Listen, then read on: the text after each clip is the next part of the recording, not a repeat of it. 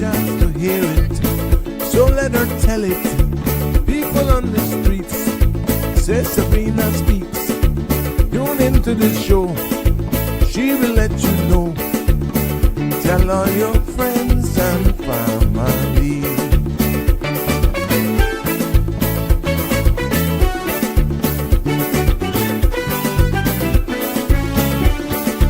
Real talk is no joke.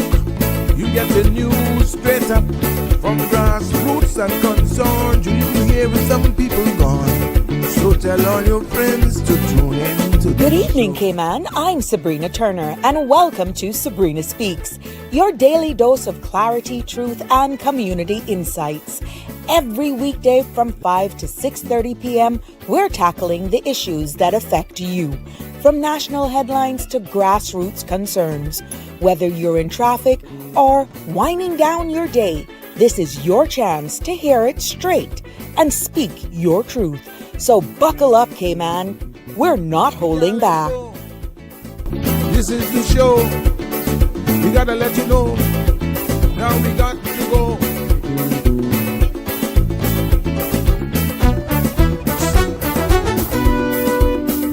And now here's Sabrina. Well, good evening, everyone. Welcome to one and all, near and far, and definitely far, because our Sabrina Speaks family from around the world, including the Australian fans and the UK family. Hello, it's good to be back with you on this Hump Day Wednesday. Yes. Welcome to another episode of Sabrina Speaks, Voices of the Islands, Conversations for the World, and the podcast where voices rise, stories unfold, and inspiration takes center stage. I'm your host, Sabrina, and it's good to be back with you today as we continue, oh my gosh, the conversation. Yesterday, even after the show, I was flooded with messages and conversations that actually went into today.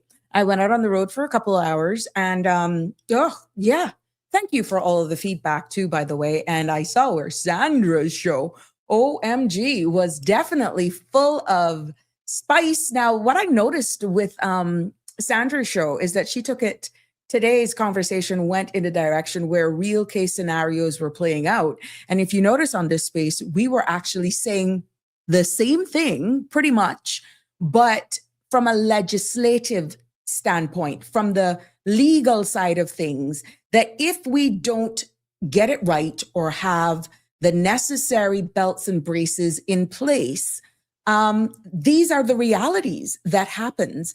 But what is the biggest takeaway for me from yesterday's comments, and also some that were shared with me today, is the increasing amount of persons who are saying that residency, status, permission to remain and reside is actually so rampant out there being sold. And if that is indeed the case, who's responsible for actually holding these acts accountable for their wrongdoing and doing things outside the law? But today is no different. I hope that the conversation continues to be as lively, as informative, as inclusive, which you're all invited to call in, because they say that love knows no borders, but immigration law does, if it is actually held. And in Cayman, the lines between, from what I'm hearing, between romance, residency, and regulations are getting very blurry, it would appear. And yes, what I'm talking about is actually marriage, and the fact still remains that that is the number one path to Caymanian status. And that phase 1 amendment of 2025 really came about in order to try and limit the amount of sham marriages and the amount of frivolous marriages and the allegations that are spinning in our society about that. And residency for sale. You ask then, so where's the accountability? Where that accountability should fall and why it hasn't been actually addressed. Is it one of the most difficult things that you can actually prove? Or do we lack the skill sets and manpower to actually hold these people accountable for entering these types of relationships and marriages for the wrong reasons? Well, this evening on Sabrina Speaks, I'm hoping that you will participate in this discussion, and I will be having someone join me as well in studio. And even though the voice is familiar to many, for a different perspective, but the lines will be open, and that is 345-936-8255. And we're no sugarcoating today, none at all. No blame game either. Just facts. Some fire may come because it is very emotive, and fearless conversation. Because if love is real, let it stand.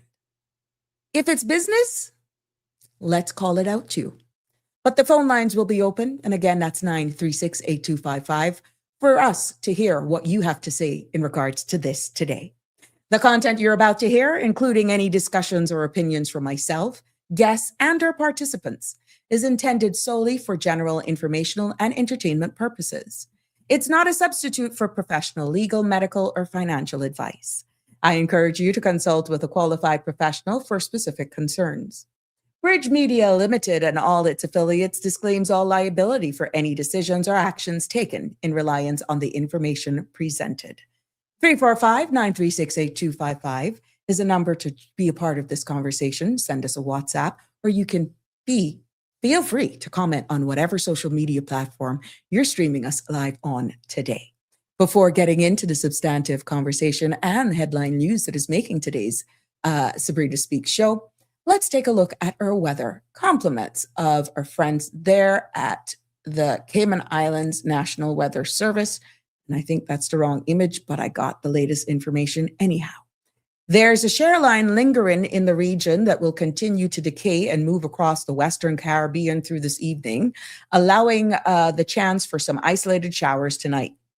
Gentle to moderate winds and seas will persist over the Cayman area through the next few days in association with a slackening pressure gradient. Now, the satellite imagery shows scattered low-level clouds across the Cayman area with the widespread saturated clouds noted east of Honduran coast associated with that shear line. The forecast for tonight calls for partly cloudy skies with a 30% chance of showers. Temperatures will fall near the low to mid 70s, and winds will be east to northeast 10 to 15 knots. Seas will be moderate with wave heights of 3 to 5 feet. The forecast for tomorrow calls for partly cloudy skies with a 20% chance of rain, and temperatures will rise to the mid 80s with a heat index of 89. Winds will be east to southeast 10 to 15 knots, and seas will be moderate with wave heights of 3 to 5 feet. There was a high tide at 4:51 this evening. A low tide is expected at 11:44 tonight. Sun will set at 6:28 this evening and rise tomorrow morning at 6:47. The outlook is calling for similar weather conditions through Friday evening. Therefore, remnant moisture lingering from a stationary front over the coast central Caribbean will drift back across the Western Caribbean, allowing for some showers at times through Sunday afternoon. So there you have it. Thanks to our guys over there at the Cayman Islands National Weather Service. Before I shout you all out, I see you piling into class because the conversation's going to get steamy today. Cold hard truth, definitely. And let's take a look at the headlines that are making the news today. In a move, as we've gotten in here, in a move to aim in restoring fairness, yes, clarity, Cabinet has approved amendments, as we have gone through here, in the Immigration Transition Act and clarity. Cabinet has approved amendments to the Immigration Transition Act. Now, the change will protect long-term residents who believe that they qualify for Caymanian status. The change will protect long-term residents who believe that they qualify under the 15-year rule, ensuring that their applications are honored under the law in place at the time. The amendments will also honor under the law in place at the time.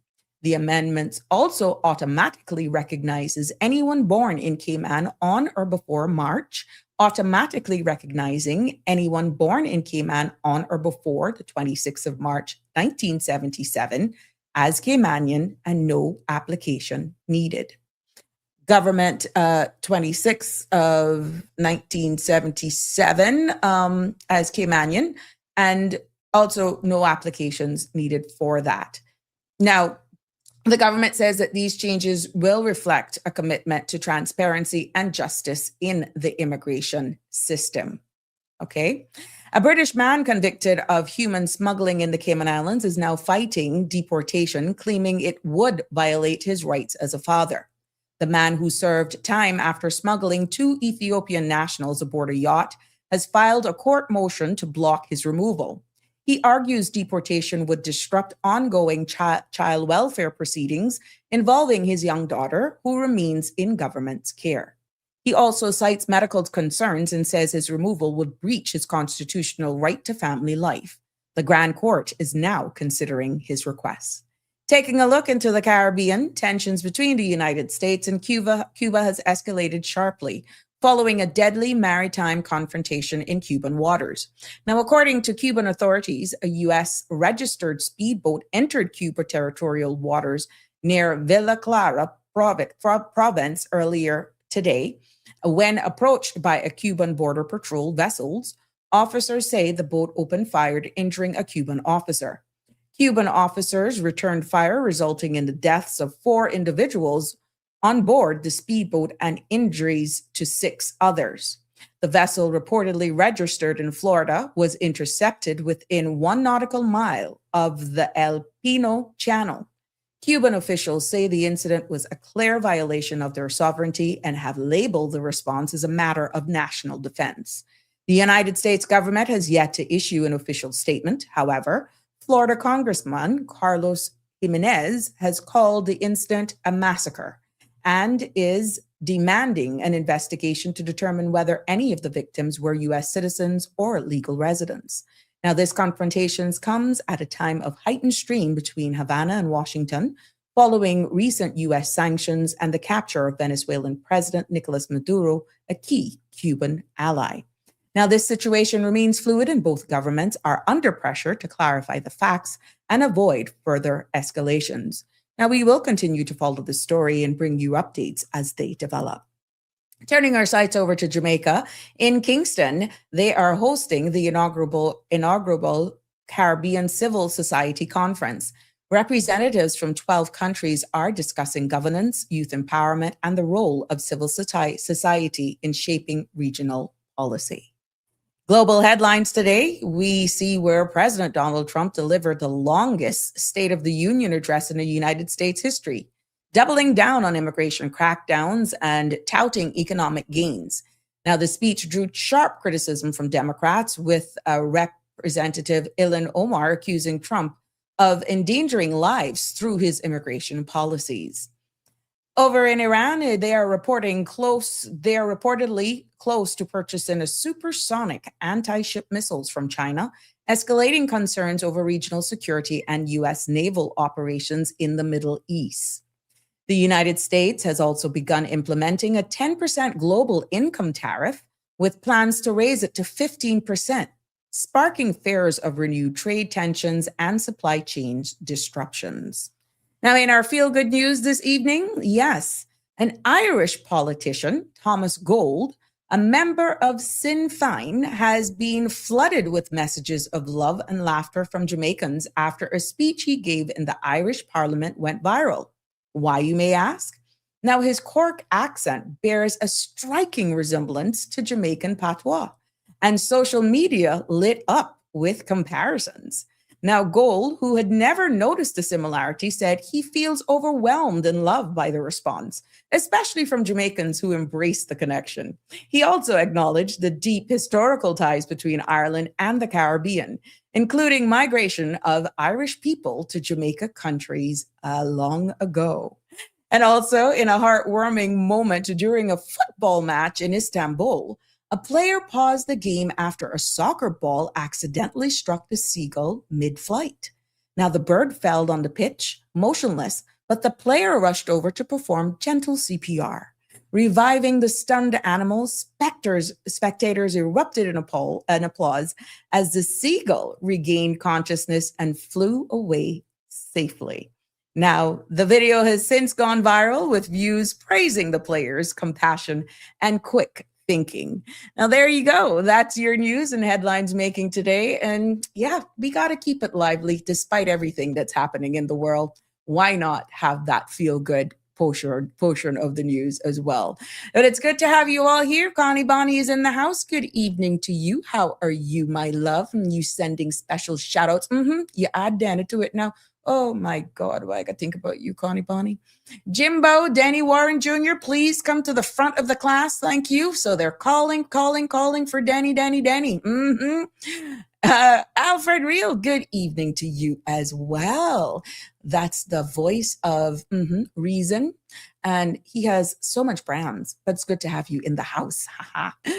Marshall, how are you? Good evening. It's good to have you join us as well. Damian Henry, good evening to you as well. Mitzi, good evening. How's life out there? Yes. Well, Danny is in, Connie Bonner.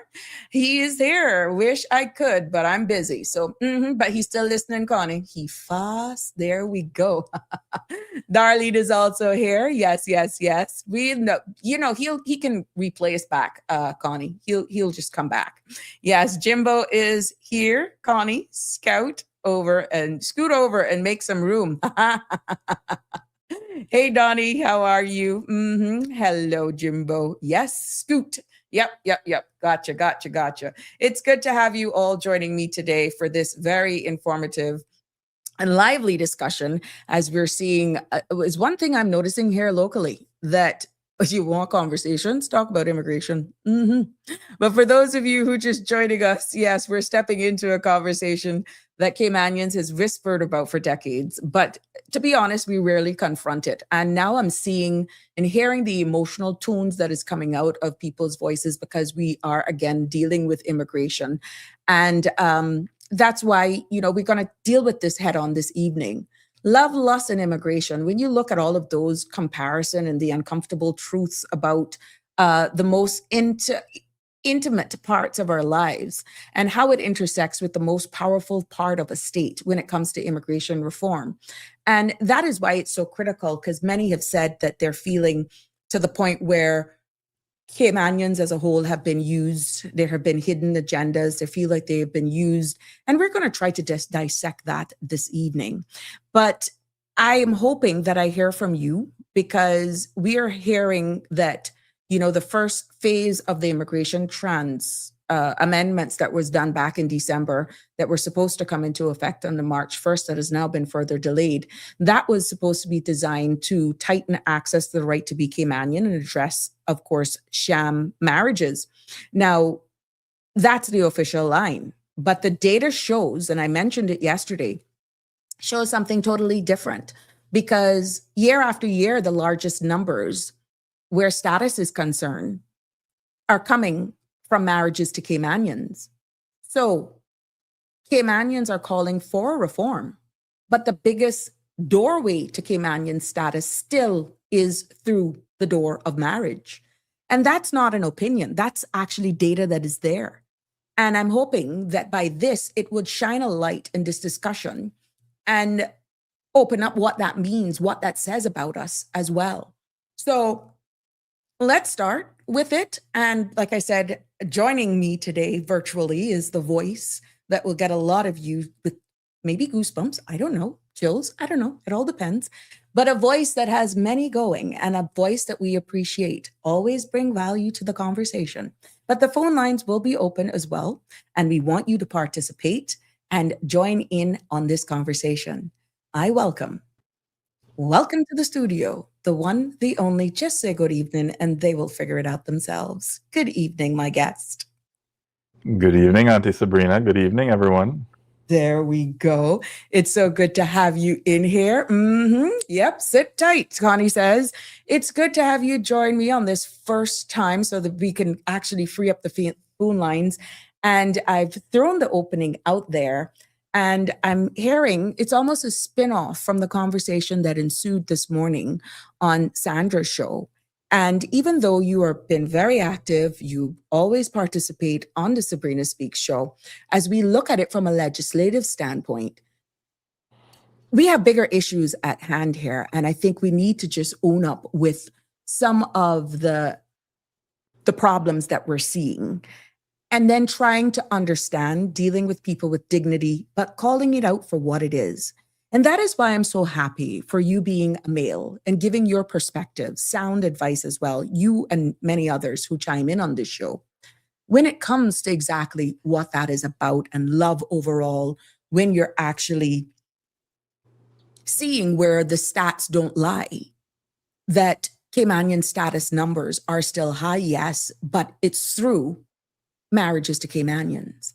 So I welcome your input on this, and I know we can go into other areas of people feeling fearful. I heard some of the commenters saying that people are fearful, that they're being used, and the immigration system is there now. We're tightening it up for those persons who got into unions that were obviously for other reasons, and we're going to use the immigration laws now to send them home so they can't take advantage of us anymore. It's a plethora of things.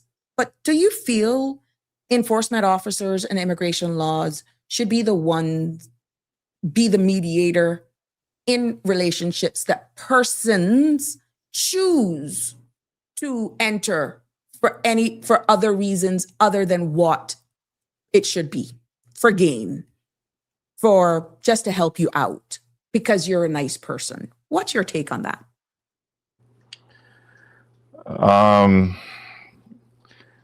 I suppose because you mentioned the word mediator, how my initial question to that would be how does the state, how does the country, how does the government, how does it distinguish between a struggling marriage and a fraudulent one? Mm-hmm. And I think, in my view, as somebody who's not in enforcement, I think this is one of the most complex aspects of the enforcement. Mm-hmm. Because you can have a genuine marriage that is emotionally distant, Mm-hmm. financially imbalanced, a marriage that is short-lived. You could have a genuine marriage that is culturally unconventional. In other words, you tried fitting a square peg in a round hole for love and it just wasn't working out. Mm-hmm. Or it's just not working out. But in my view, none of those things automatically indicate fraud Mm-hmm. or sham.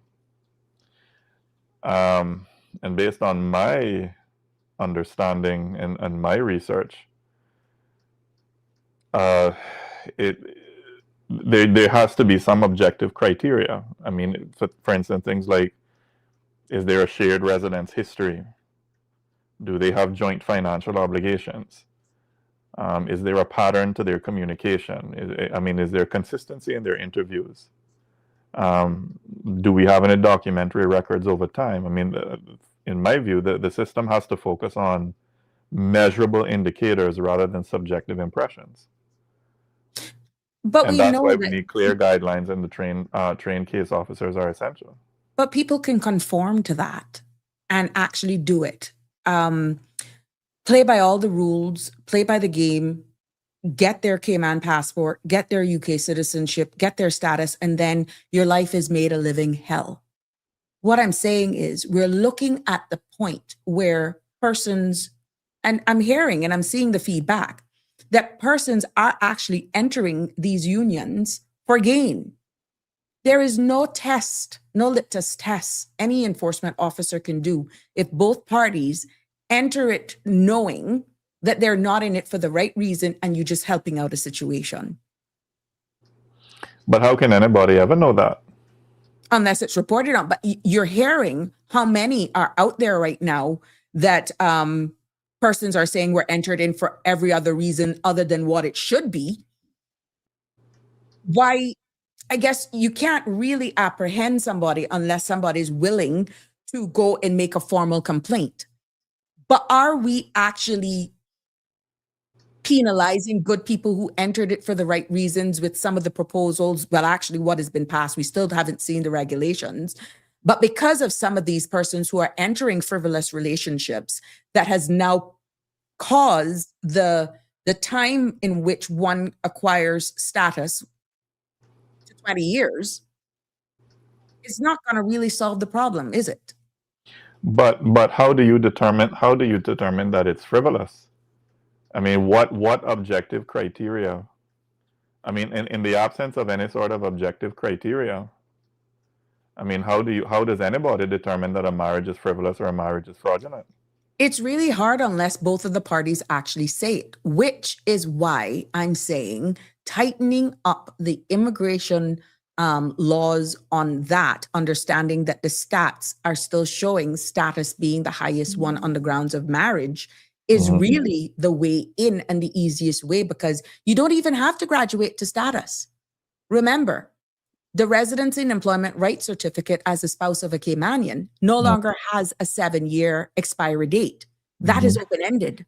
You're still, through that facility, able to get naturalized, acquire a Cayman passport, get British registration, get a UK passport without ever applying for the right to be Caymanian. And remind me, hold on. My understanding, well, before the new law, with the 15 years and 20 years thing, was it not the case where it was, if I say I'm an expat and I'm married to a Caymanian, under the old, if I was married to them for 7 years, I get a sort of conditional status that can be revoked, but then after an additional 3 years, I get status outright?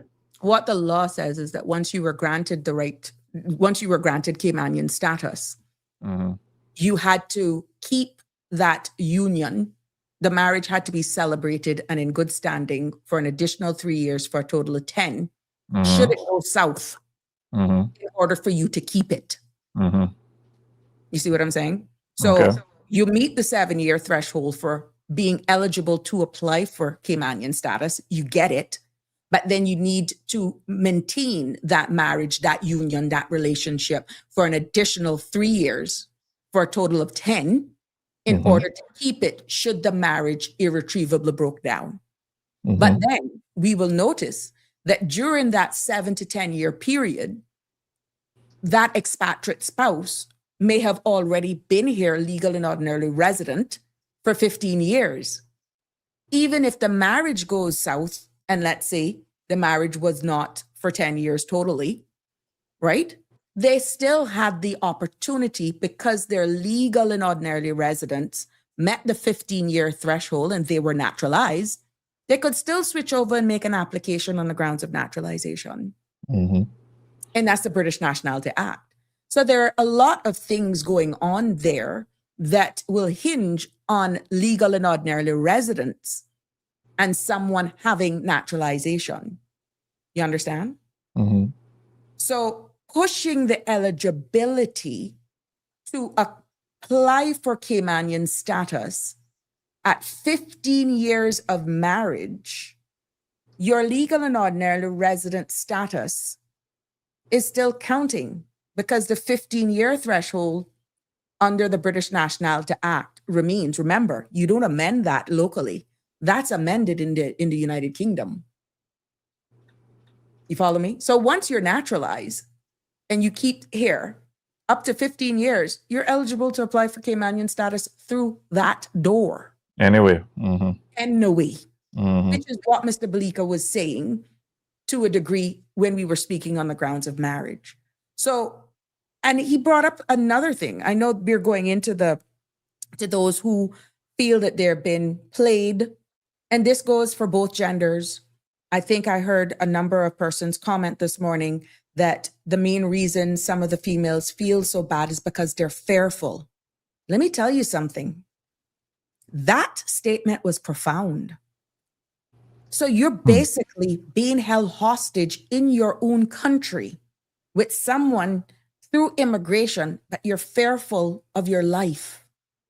My love, that in itself sent chills up my spine. You can't defend your own citizenship because your partner, who you're married to, pretty much scares the bejeebers out of you. And it's like you have nowhere to turn. That shows something bigger than immigration reform that we have at hand. I agree. But where does that come from? imported cultures, bad decisions. But you don't know. Not everybody knows. Not everybody shows their own hand. I could fall in love with you and you don't show me who you are until you get every paper. And then you change on me overnight. True. And I remember It's a story. It's an act. And I feel that is the position that a lot of Caymanian, since we're protecting Caymanian citizenship and the path to solidifying that for our expatriate partners, that's the part that is bringing out the anger in our Caymanians who feel that they are just a meal ticket.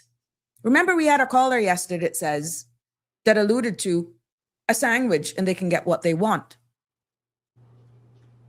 Maybe that's the same way it's looking at for Caymanian status through some of our Caymanians. It's that simple. You just offer them a 500. You take them out. You understand? You see where I'm going with that? Yeah. You maintain the image. Yeah. But I mean, in my like hearing stories and stuff, especially with our following on from the conversation today in the morning show, I do believe that Caymanian women, a lot of Caymanian women suffer from low self-esteem. And they are willing to put up with foolishness just to say that they have somebody who loves them. And I mean, too, and I don't say that lightly or flippantly to put it on, the Caymanian women, because women typically the world over are judged by their relationship status.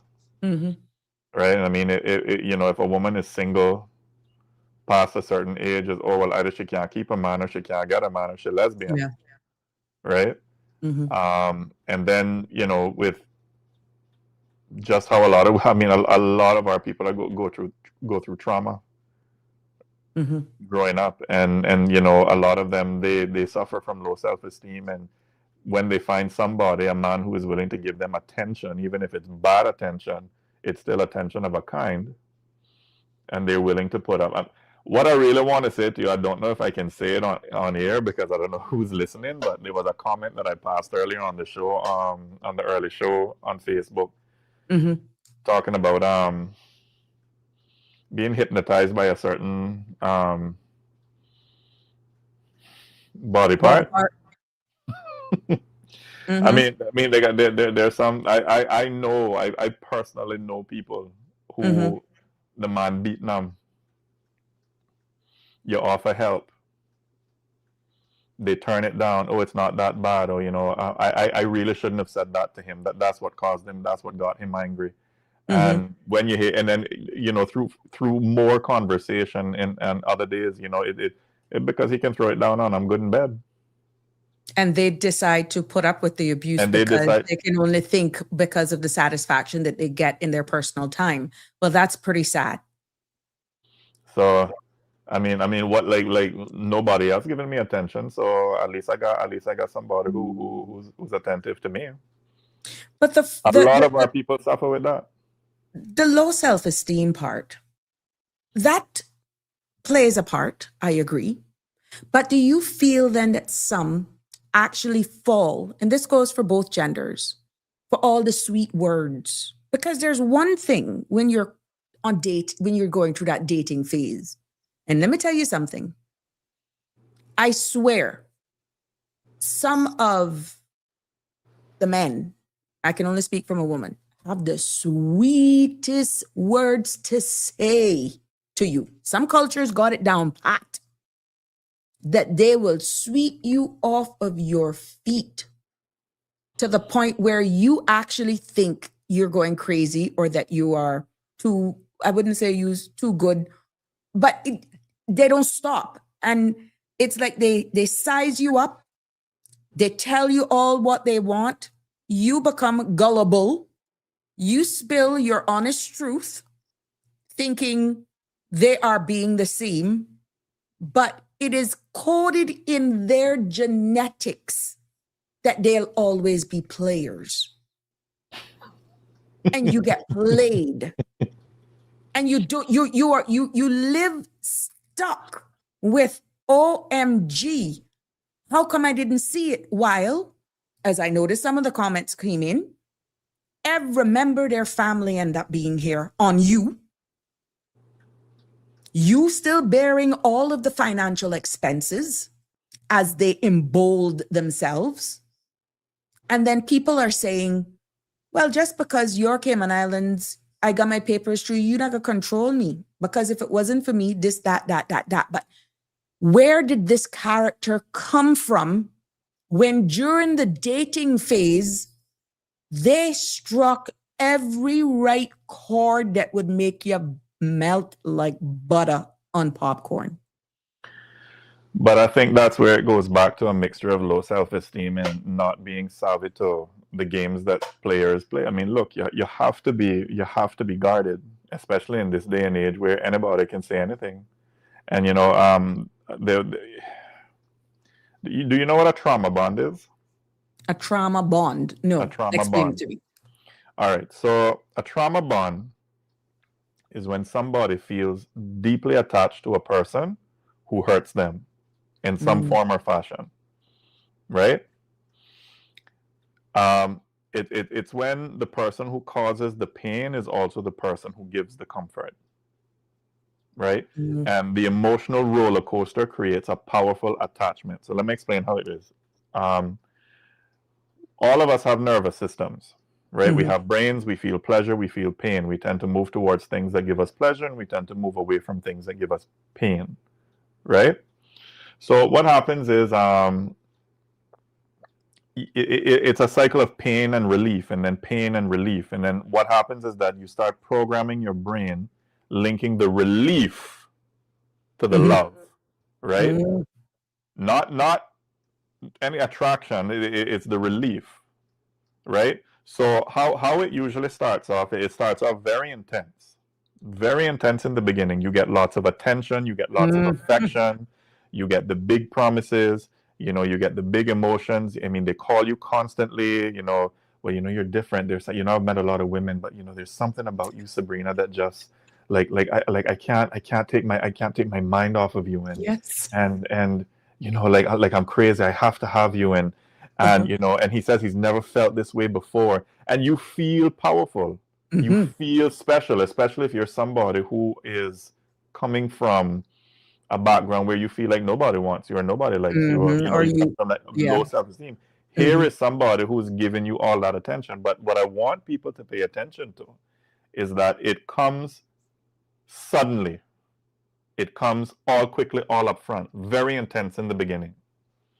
And you have to learn to distrust your own wanting to feel that.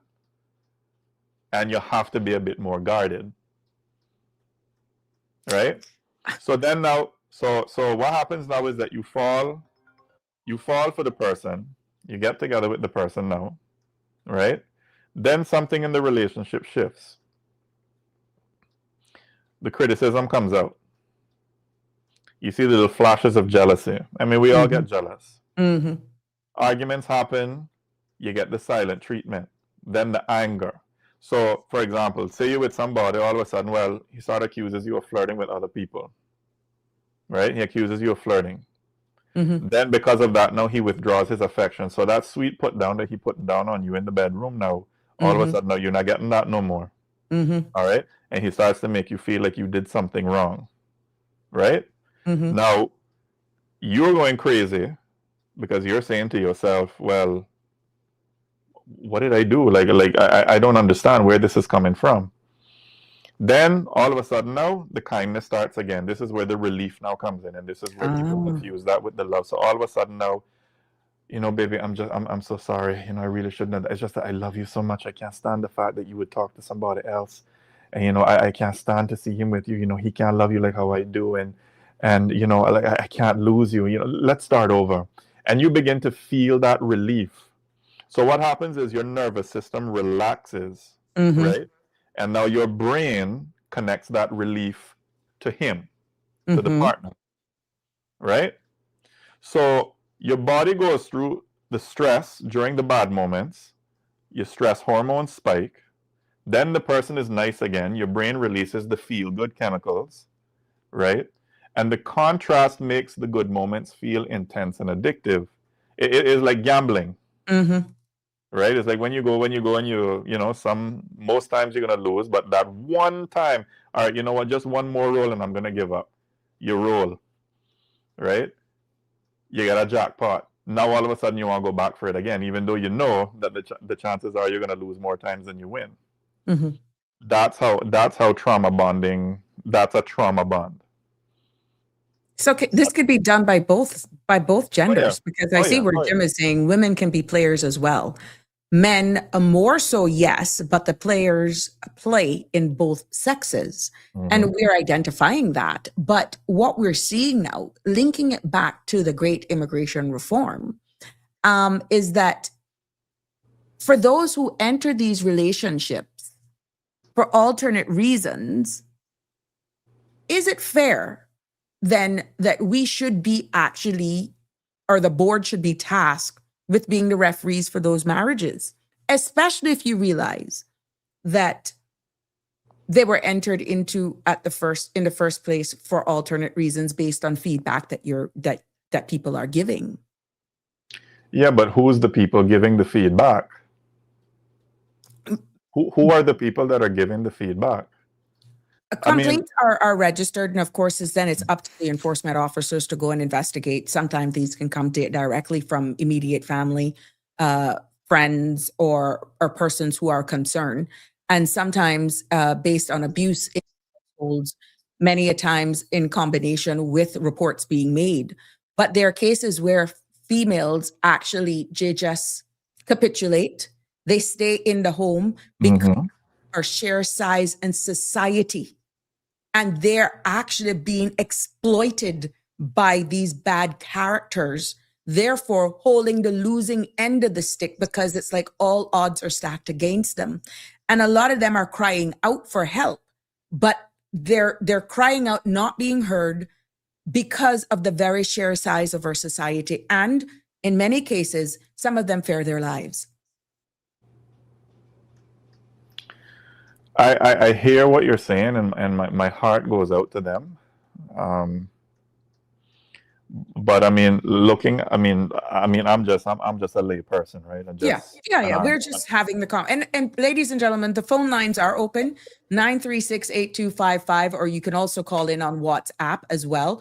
My guest is in the virtual studio, and so therefore I don't think it's a call. It's the phone lines are open if you want to join in this conversation this evening. And I welcome all of you. Thank you all for your feedback thus far. And of course, the platform is ours to discuss where we're going here, because immigration is important, but also we're realizing that in our personal homes right now, there's something bigger that's at stake. What allegations are being made is that I feel that the civil service needs to possibly look into the sale thereof based on the allegations, the sale of permanent residence, the sale of residence and employment rights certificate. And they say all you got to have is the right connections. So that is the broad part of the discussion this evening. And if you have any advice and you want to share with us in this platform, be it a man, be it a woman, we're not biased by any genders here this evening. And I'm so happy for my guests joining me.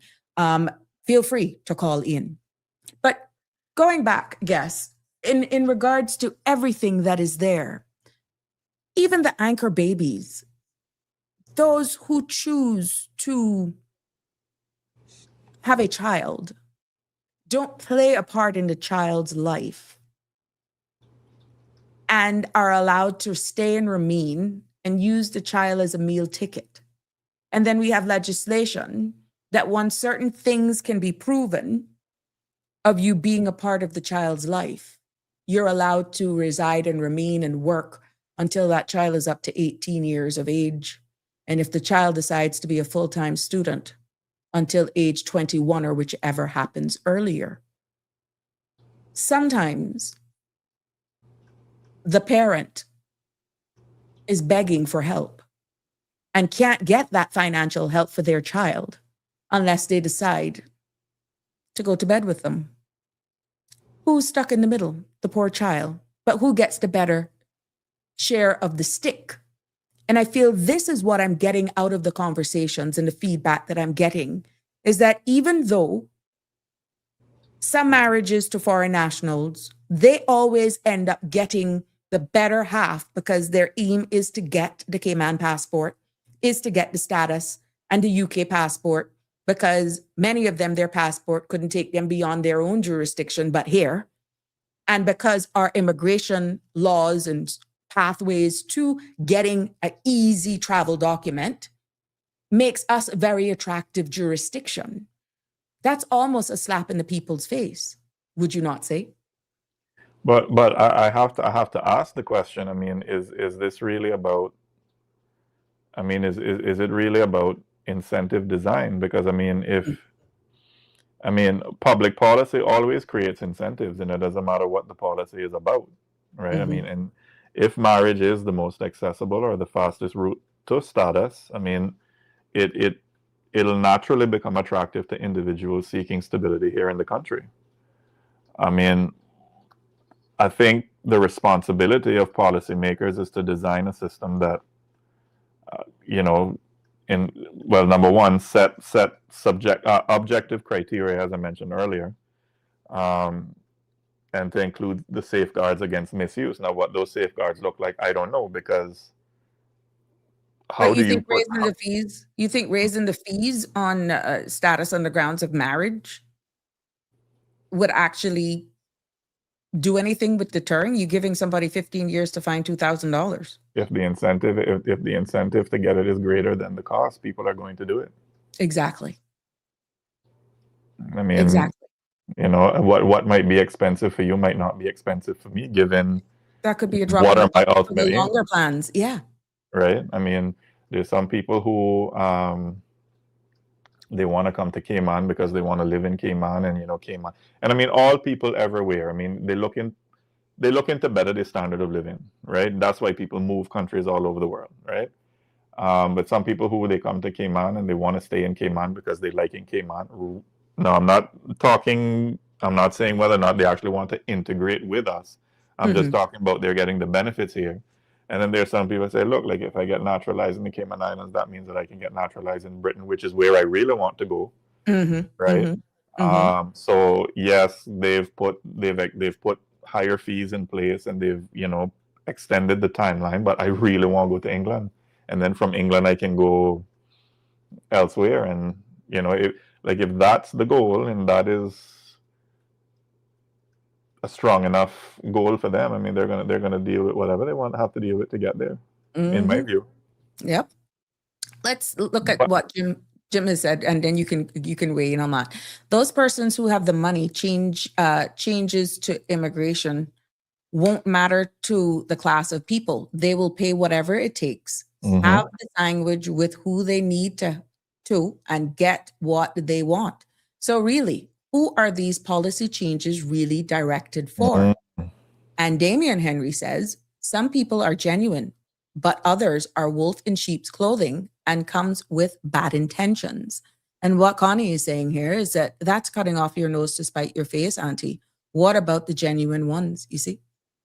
Well, So it's a delicate dance. Well, that's my thing. Like that was going to be my next question. Like, what protects the genuine couples from being unfairly scrutinized?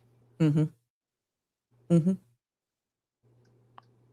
That's the magic question. And that's where I say, like, we need clear published criteria. I mean, you can't have. Well, let me not say you can't have. I mean, government has a legitimate obligation to protect the integrity of the immigration pathways, right? And marriage provides access to status, so there has to be some oversight. But interference begins when enforcement moves beyond verifying legal criteria and into judging the authenticity of emotional dynamics. I mean, I don't like to hear. I mean, I heard the comments. I heard the women that were crying out. The people that were crying out on this morning show. They were talking about women putting up with the abuse. They getting beaten to a pulp by the men. I don't like hearing that. I mean, that boils my blood to know that somebody from outside can beat my people, my women, Mm-hmm. I say my women, I want to be clear. I'm talking about Yeah, women, yeah, yeah. right? Yes. Beating my people, because I mean, you know, but Mm-hmm. is it government's place to go into the subjective and to say, well, um, I don't know. I struggle with that. I mean, marriage has always had multiple dimensions, Auntie Sabrina, right? There's an Mm-hmm. emotional side to marriage. There's economic side. There's a social side. There are practical sides. I mean, immigration-related marriages are not unique in that respect. Mm-hmm. Right? I mean, the law doesn't require romance. It just requires intent consistent Wow. with the legal I don't think framework, you realize what you just said. The right? law does not require romance. Right? A marriage entered into with genuine intent to build a life together, I mean, even if it also brings immigration benefit, is not inherently improper. The legal concern arises only when the primary purpose is to circumvent immigration controls without a genuine shared life. Yeah.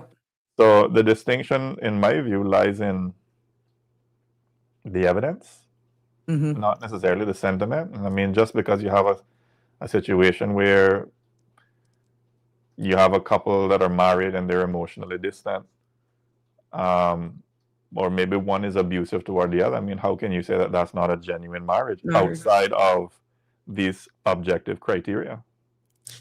Do you think the quality of persons, how I could put this now, that are here in the pool, saved by we're keeping it Caymanian now, we're keeping it local. When you see some of them and how they choose their partners, do you think the quality of substance is there? Why we're ending up with so much disasters in the marriages? Do you think that some really fall for some that you could see them a mile away that they were a player, that they have a hidden agenda, and what's in them based on their culture, their background, that it was inevitable? It's only a matter of time. Do you feel that pretty much you're settling for the wrong one? You just said the word. You just said the Settling. word settling. I mean, in my view, it depends on what it is, what it is that you're settling on. I mean, what one person calls low quality, another person may call, oh, well, you know, all right. Okay. I don't want real talk. I'll give you real talk, right? You talk to a woman, you say to the woman, oh, you know, he's a nice man over there, you know, yeah, he might be a little overweight, and you know, but he's really good, and he takes care of you, and he takes care of his own, and this and that and thing. You know, he might have a little trouble in the past. The two of them should get to know each other. Y'all should go out. None of the one that the women chase. Mm-hmm. Girl, you better be careful of him. Yo, he a dog. He dangerous. He over there, and da. He already got about 50, 17 women and 50, 17 children for 50, 17 women and stuff like that. And those are the ones that some of the women throw themselves on. Mm-hmm. So I mean, when you talk about quality, I'm just giving one perspective. I mean, I'd invite other people to give their perspectives, right? Yes. When calling somebody saying about the pool, I mean, when you look at the dating pool and you think, how are these people choosing these partners? What you're really observing are the patterns. You're not really looking at objective rankings, because who's to say who's high quality from who is low quality? Mm-hmm. Do you feel that certain circles that they hang out yield certain personalities that they're just certain areas that you would not go? They're just certain places I wouldn't go because of the stigma that comes with certain venues and locations. And it's almost like a disaster. And it aligns with possibly, this is not stereotyping by any means, but that usually is an idea of what you could be getting into permanently based on where you go, how low, how high. Understanding abuse, manipulation can come in all forms, from the highest executives to the lowest man. So this is why I had to make sure that you understood what I was saying. But the chances are greater when you take, how can I put it now? And this goes for both genders. This says, I used to hear my grandmother say this, you can take the pig out of the mud, but you can't take the mud out of the pig. I mean, Cayman is such a small society. I mean, we have pretty unique dynamics. I mean, the pool is smaller. Reputation travels fast. Social circles overlap. Economic and immigration realities shape relationships. So the choices are influenced by convenience, status benefits, financial stability, community pressure, limited options. I mean, it all depends on what it is you want. Like you said, what is it you're willing to settle for? Right? I mean, single life not really that bad, you know. Peace of mind. Peace of mind not that bad. Listen, you cannot put a price on peace of mind. Relationships are not for everybody. But I have a friend who says we're not designed to being in this world alone, but we're looking at that right now with all of the disaster stories that we're hearing. My heart went out when I heard those callers this morning. I'm being very honest with you. For the conditions that some of us are living under. Of course, there's some men that are going through the same thing. But I'm finding that more women are more susceptible to calling in and speaking out on what they're actually experiencing than men, because again of how men are perceived. So it is both genders. But we have a caller. Good evening, caller. Welcome, you're live. Hello, good evening, Sabrina. Hi. Welcome. Good evening, Alfred. Hi, Auntie Sandy. How are you doing? I'm good. It's definitely a very interesting conversation. I was just tuning in. And I think the one thing we can all agree on is that relationships are complex. I mean, that's why when Alfred said you're better off sometimes, there's nothing wrong with being alone, I had to chuckle because that is certainly the simpler option. And, you know, even the research and the data shows that single people are actually happier than married people and people in relationships. Isn't that crazy? Yes. Yeah, it's true. We have built this, and I think it's part of it is to procreate and to ensure that the human race continues. We've kind of built this concept of relationships and bonds and all this sort of thing. And even the idea that you could have one partner for your entire life, which, you know, nature, there's various animals that do that, right? That have that level of commitment. There are some, to be clear, but they're not, that's not the norm, if you will, for the majority. So I think that we are out here trying to like discover what makes us happy, what keeps people together, why are people drawn to each other. And I think in the context of Cayman and immigration, you have to be realistic. I've known quite a few couples actually who they were in a relationship, they were dating, and you know, everything was good, whatever.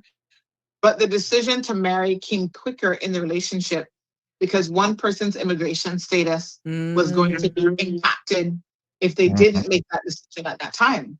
And that included sometimes even expats. You know, like, okay, one's about to get rolled over and the other one is still here, but because they're not married or they don't have, I guess, any kind of registered partnership, they would have to leave. So then they said, well, we're eventually going in that direction anyway. So let's go ahead and just pull the trigger and get it done. Sometimes the parties involved one being a Caymanian, and of course that always tends to raise eyebrows a little bit, like, why are you marrying this person so quickly? Or at the end of your term limit, why, if you were dating for 4 years, why didn't you do it before? Exactly. And now you're 6 months before your rollover. Now all I'm getting is a marriage certificate. This is a marriage of convenience.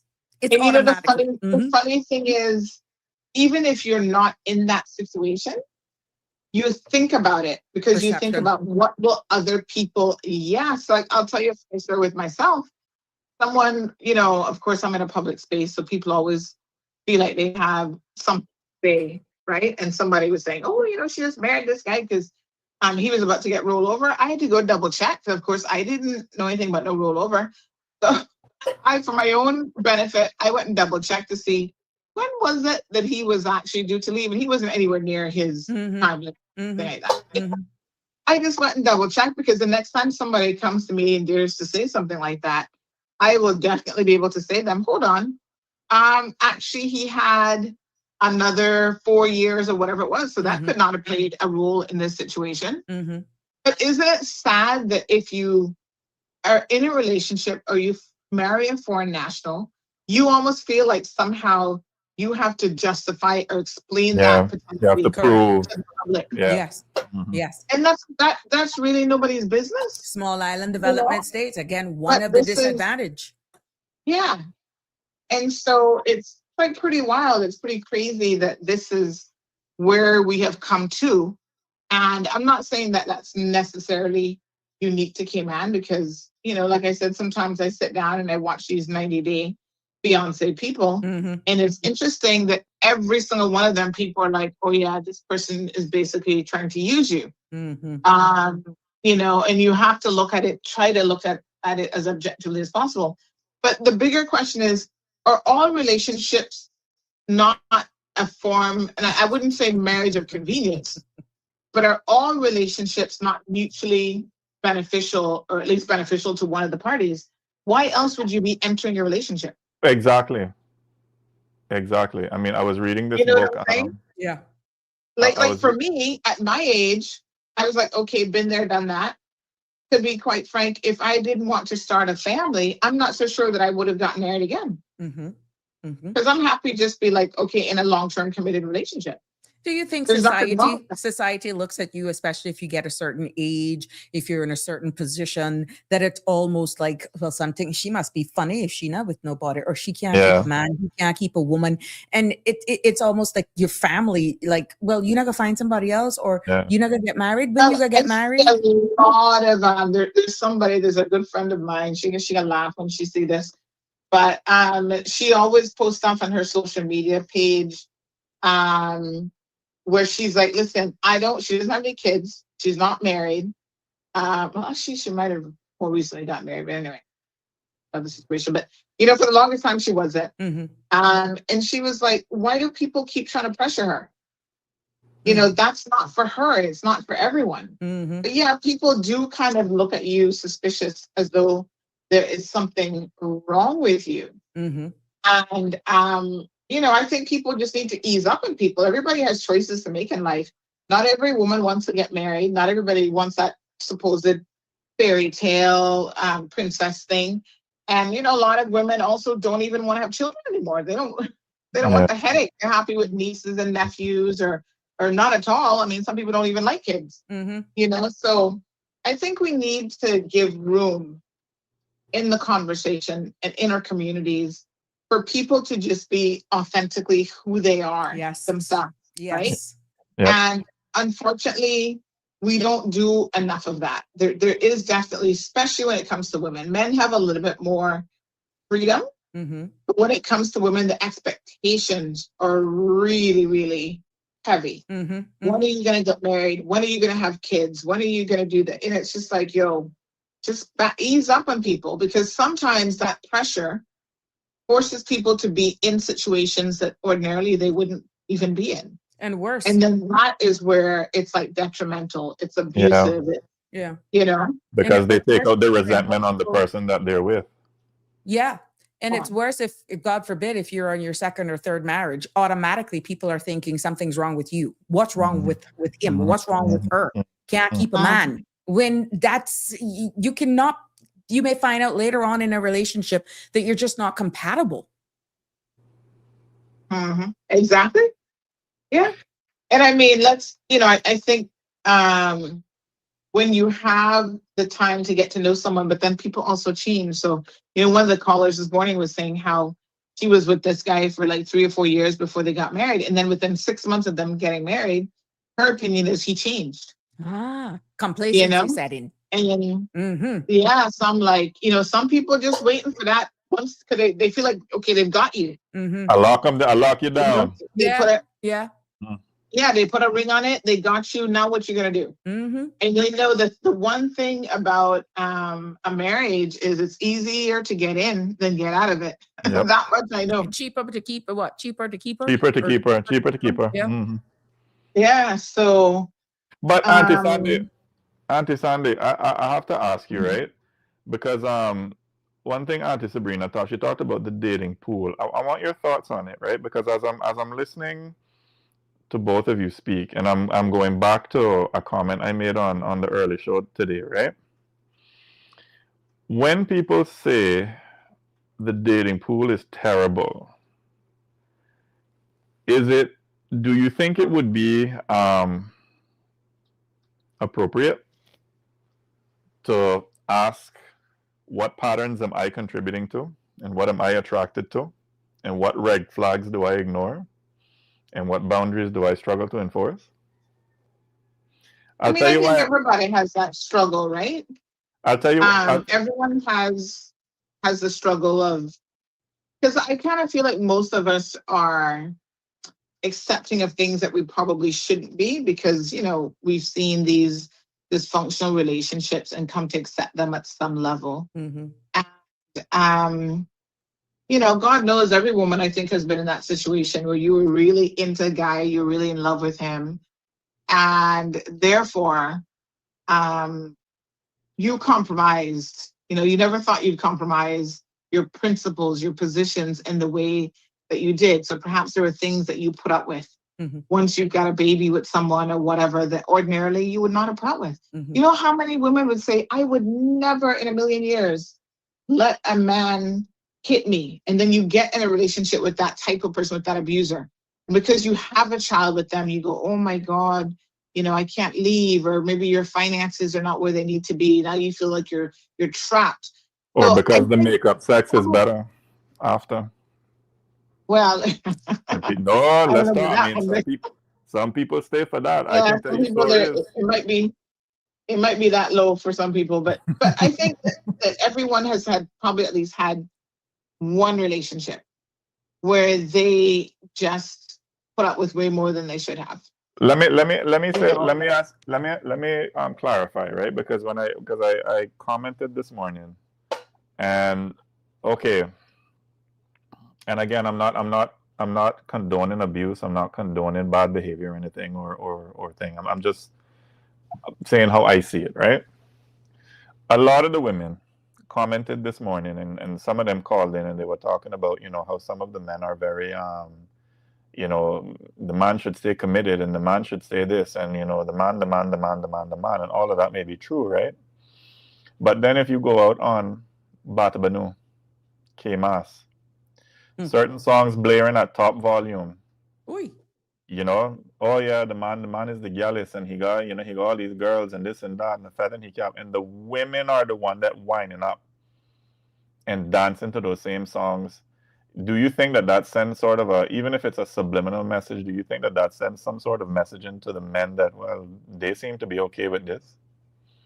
Like, is there an inconsistency in what a lot of people say versus what they do and what they show? we had this discussion during Carnival because we were looking at some of the outfits that some of the women were choosing to wear. And this became a question of, they're in professional positions, and what kind of message does that even send? I remember one young lady that I'm really, really fond of is like, don't judge us based on how we look and what we have on and what we wear.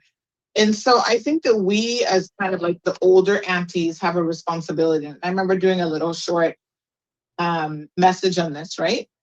We have a responsibility to give people this reality check, especially women, because we are judged by a very, very different Standards.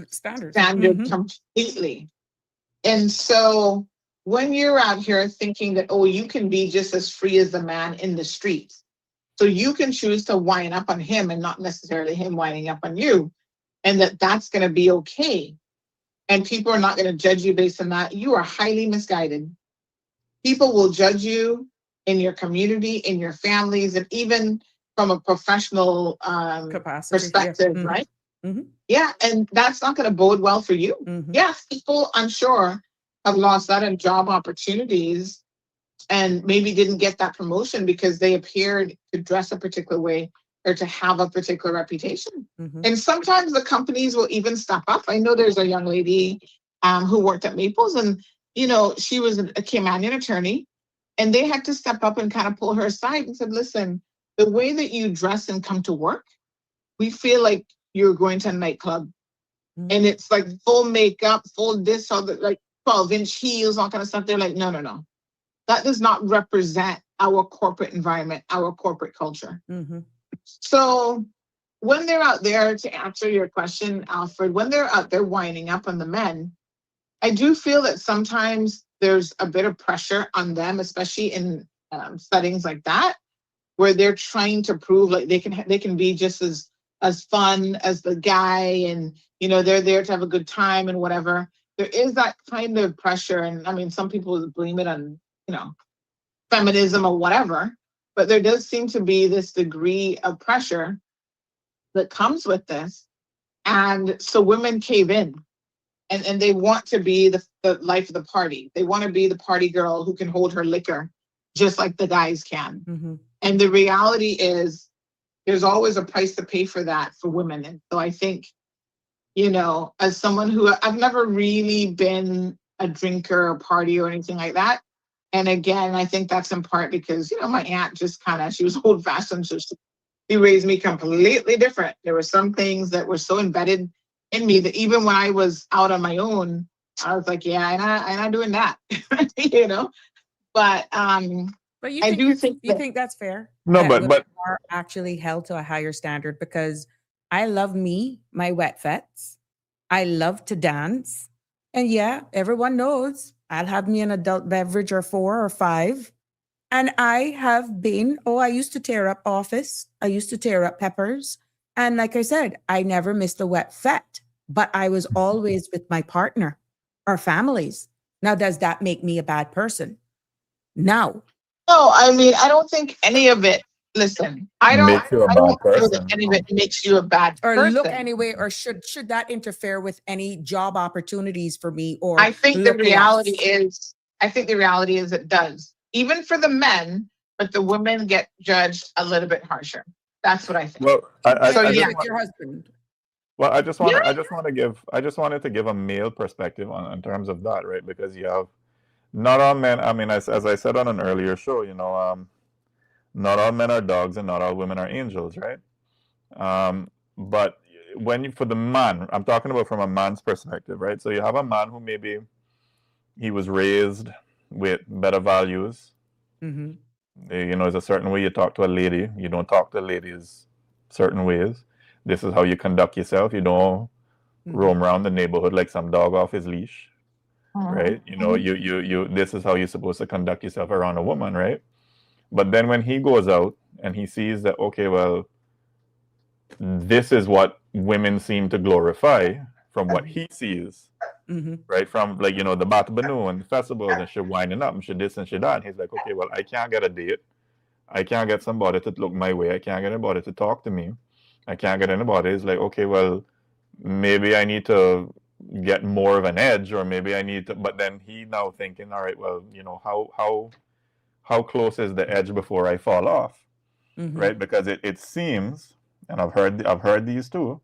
It seems like for a lot of these men is that they see the bad boys, and they see what bad boys can pull, and they see the attention that the bad boys can pull, right? The ones that leave broken hearts in their wake, right? They you talk about feather in their cap, they have about 50 feathers in their cap. He slept with, 50, 11, and then of course the more he adds, the more he's seen like, yeah, boy, he's a boss, and he the gal is a bad man like that, and this and that. So when a good guy sees that, and he sees that, well, this is what the women seem to gravitate towards, does that not also like that? That's where I was coming from with that question.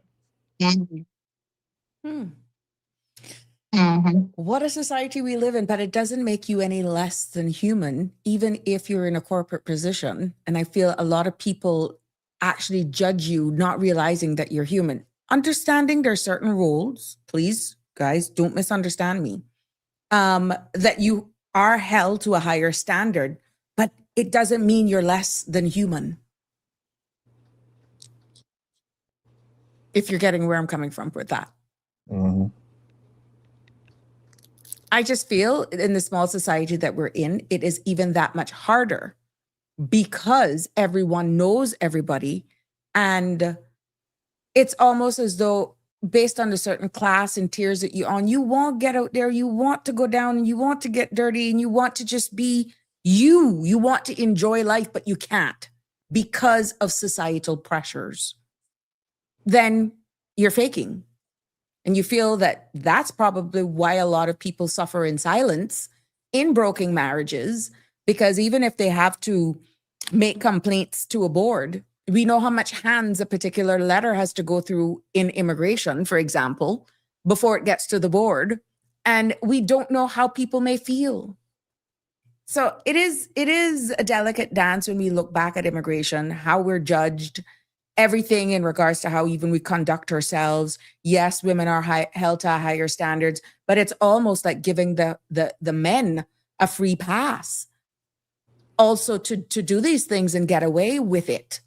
I see where Jeremy had actually posted here. I've been stabbed, fingers broken, hit in the head with bottles with a Caymanian girl, baby mama. I've never hit her, held her down. This goes both ways. I've been here 23 years.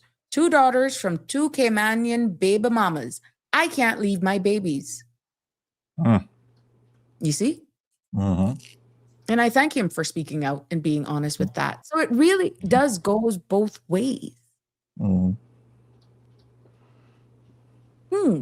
Very interesting. Jim says, I believe you can have 2 women or 2 men doing the same thing, acting similarly, and the 2 women will be viewed differently, as will the men based on who they are, their looks, and how they're dressed. That's factual. There's a biological reason for that, though, you know. Tell us. You really want to turn this into a science lesson? All right. But basically, I mean, when we talk about culture, right? Culture is a large part of culture is based on biology, our biology, right? And I don't want to lose anyone here, but I'll try to be as succinct as I can. If you ever turn on Animal Planet or you ever turn on Discovery Channel, you'll notice that that it's always the male that's always competing for the attention and for the right to mate for the female, right? It's very rarely the other way around. And the reason for that has to do with our biology as males, right? Because males produce sperm, from the time the time a boy hits puberty, he will produce sperm until the day he dies, right? I think it is a 500 billion, I think is what is sperm cells in his lifetime. In a lifetime. So then for women, by the time they're born, they're already born with all the eggs they'll ever have. And then what happens is that not all of those eggs are going to reach maturity. So what happens is sperm is already very cheap for men because men can produce it. Women now, they're locked into how many they have. And then when men and women procreate, a woman now she's the one that has to put up with all the burdens of pregnancy, right? You know, she can't turn over here. She can't turn over there. You know, the acid reflux, you know, the morning sickness. And, you know, especially back in the olden days when women died of childbirth, died in childbirth, right? So women looked at that. Over time, women looked at that and they said, well, if I'm going to have to go through all of this just to have a baby, I'm not going to have this with any and every man. So I'm going to be, it's in my best interest as a woman to be highly selective about the man I choose. So if I'm going to go through all of this for a man, he better be someone of means that can take care of me and take care of my children, right? And because it's relatively cheap for men, his biological drive is to spread his seed as far and wide as he can. If you look on Animal Planet, you look at Discovery Channel, it's no different with us. It is no different with us, but it's just that culture now, Mm-hmm. culture over time has built around to protect that, to protect women, right? And I'm not saying that we go back to the days of, when women were policed and women had to wear chastity belts and that kind of thing back in the day. But I mean, there was a reason why culture was so protective about access to women. Mm-hmm. And women were expected to conduct themselves a certain way, and women were expected to. I mean, when you think of some of the names that a woman is called, let's say that she only has two boyfriends in her life, or she slept Yeah. with two people in her life, and the names that she's called, I won't repeat them here, Mm-hmm. Mm-hmm. right? Like it wasn't. Those names didn't come from men. Those names came from other women, Mm-hmm. right? Because it was a way of socially, like going back to what Auntie Sandy was saying, talking about the older women, being mentors to the young girls and that kind of thing. It was a way of keeping those systems in place so that the women don't just, because a man and a woman is like Jim said, he's absolutely right. A man having more than one woman and a woman having more than one man are two different things. Mm-hmm. Where do you think society is going to go, or relationships are going to go in the future at this rate? Obviously realizing that there's very little trust. It looks as though everybody's a player with the impact now of social media, all of these different apps and connectivity from around the world. Where do you feel relationships are going from a male's perspective? And I'd like to get Sandy's opinion on that as well. Understanding she's from the old school, I'm from a different generation, you're from a different generation. Where do you feel relationships are headed at this rate? In terms of commitment. Right now, we're doing this virtually. We're streaming all over the world, and people are falling in love with even people that they don't even know just based on words that are exchanged. Where do you feel that relationships are going with loyalty, trust, dedication, all of that? Do you feel that we're going to ever get back to where it used to be for the true principles and fundamentals of becoming one? well, I mean, in my opinion, I think what's happening with I think our notion of relationships are broadening. I mean, more and more people are going into this whole polyamorous kind of situations. They're sort of accepting the whole, this whole side piece culture and the side chick association kind of thing, and people are increasingly becoming more and more fine with it. In terms of where it goes, I don't know. I mean, I'm hearing now people having AI boyfriends and AI girlfriends. So, because it seems like that's the only person who can, person, I use that loosely, who they can relate to. Right. Sandra, what's your take on relationships for the future? I mean, you have a young daughter coming up. I have young sons as well. Adults, but still young enough. What's your take on that? She gone? Oh, she gone. I thought she was still there. She left us. Why she leave us? She just dropped right off. But it's interesting where, and I thank her for calling in as well. The phone lines are open, guys, if you want to weigh in on this, 936-8255, to call in on this as we look in holding each other accountable, calling it out for what it is, when it is true love. Many of us feel like we're being played, and this goes to both genders, and that's what I want to thank Jeremy for actually giving his spin as a male on it. And we're seeing where persons are actually saying, Denver says, one only have one unconditional love for mother, father, son, daughter. Love is really caring, respecting, and supporting each other. And, and it's true, but I think that is boiling down to exactly where we're headed, that we're seeing where respect is actually so eroded that it's almost transactional anyhow. You heard what Sandra said earlier on, and I hope I got her right, is that you date for a while, And then complacency sets in, and within 3 to 6 months, who the individual was before the union becomes somebody else. You said, oh, you're locked down. You take it for granted. There's no maintenance. And then that whole spark just dies, which is why people are more hesitant nowadays to actually commit because of the lax, because of the complacency. And then everything falls away. That's sad. Well, I want to big up Jeremy. I don't know if Yes. you put his comment back on the Sure, I screen, but will. I really There we want to go. big up Jeremy because so many men go through domestic abuse and they're either told not to talk about it or they feel like they're going to be judged for allowing a woman because he's expected to be bigger and stronger and put her in her place and that kind of thing, right? I really want to give him his props for being brave enough to share his story with all of us, because there are a lot of men who go through situations like that and they don't talk. They don't. For fear of judgment. Right? So Jeremy, hang in there.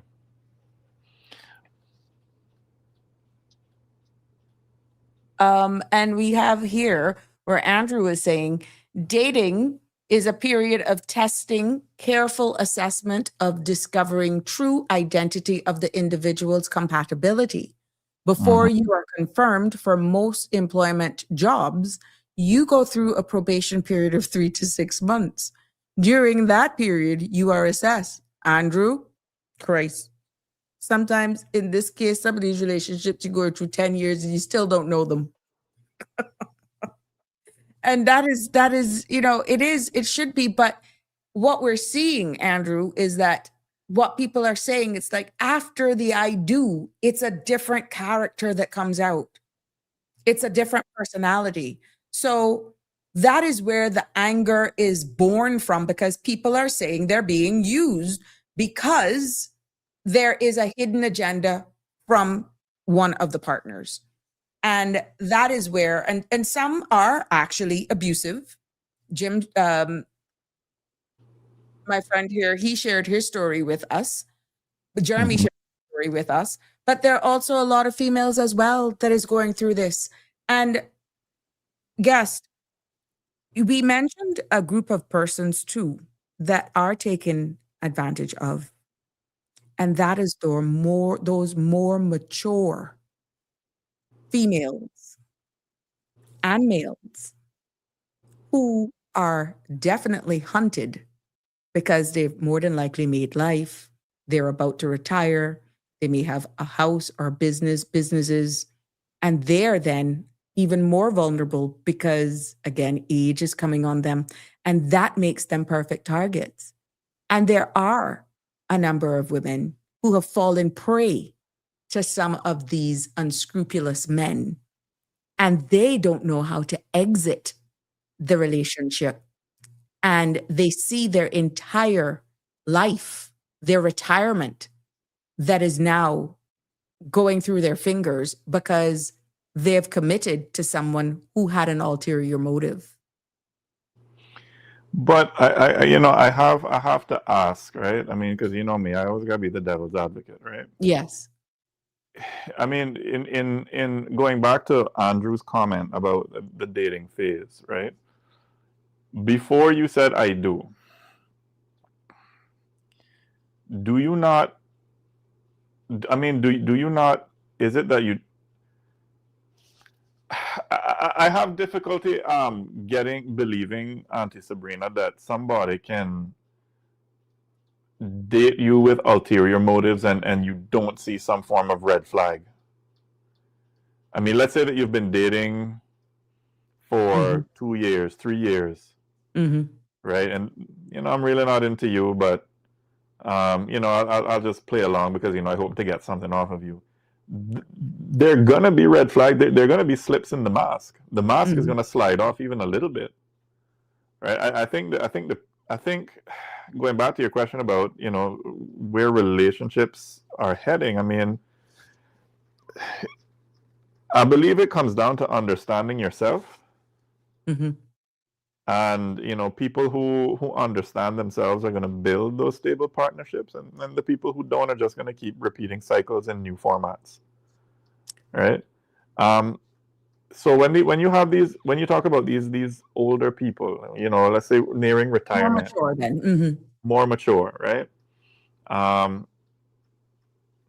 And you're a man, you made it into your 60s, and then you see one little, I don't know, 20-odd-year-old from a certain country, I'm not gonna call it no country, and all of a sudden now, like you that fool. Let me tell you one story. I gotta tell you one story. When I wouldn't call it fool. I would say gullible. Well, I don't know what it is, but I mean, okay, I remember I was going to a particular bar, I'm not gonna call the name, and this was quite a few years ago. And as I was leaving, there was this man coming up, had on his little fedora hat, walking with cane, so he looked like he must have been in his 60s or 70s. And he sat down by the bar, and then the barmaids came up to him and rubbing him down. Oh, Papi, you so sexy. Oh, yes, Papi, you so this, you so that, da da da da da da da da da.